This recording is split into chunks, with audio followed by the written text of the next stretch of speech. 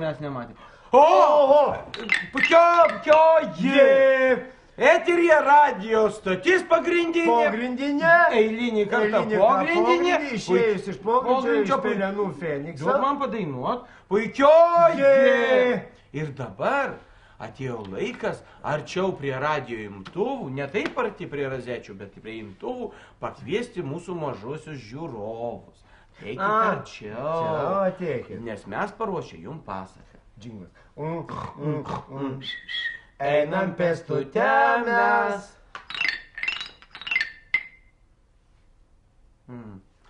Mėly vaikučiai, šiandien jūs girdėsite baltarusų liaudies pasaką Červoniai kaptiūrė, kuri išvertus reiškia Raudona kepuraitė. Vieną kartą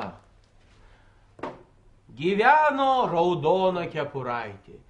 Gyveno ne šiaip kur, o prie pat Černobylio elektrinės stoties atominės. Ir mama pasiuntė raudon kepuraitę eiti mišku, bet kur, bet tik eiti ir eiti.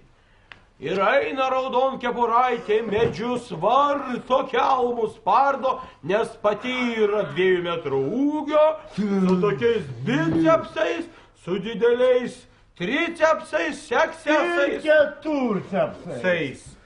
Ir sutinka jinai ne bet ką, o pilką vilką, mažą, susitraukusį 1,15 m dydžio, 82 centimetrų susitraukusį vilką.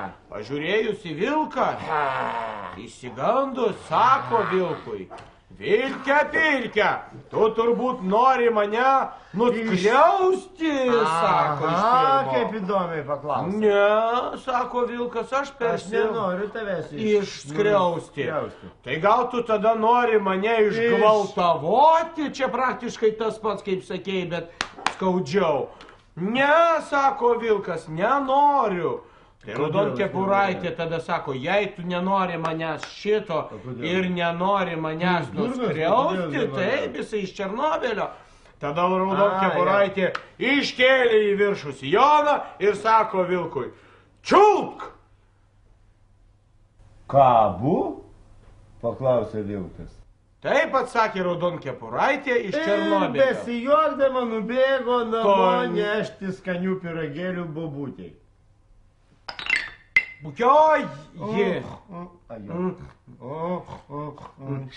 Einam pėstute mes. Vaikai, eikit miegot.